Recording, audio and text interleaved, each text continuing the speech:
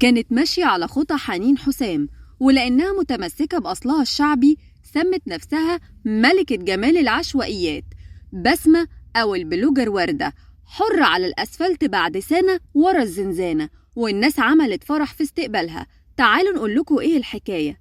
الفيسبوك كله من الصبح بيحتفل بخروج بسمة ملكة جمال العشوائيات اللي جننت شباب مصر كلهم بجمالها الطبيعي وعبايتها السمراء، وبقت في يوم وليلة ترند مصر كلها.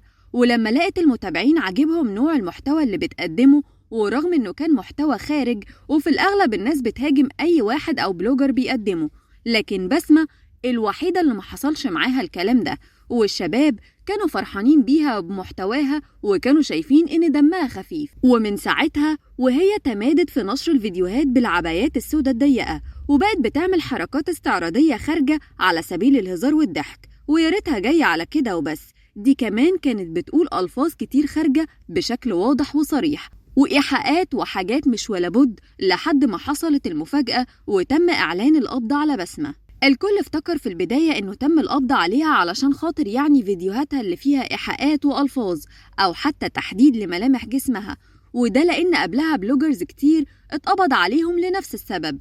لكن الغريب إن تهمتها كانت إنها منضمة للجماعات إياها اللي كلكم عارفينها.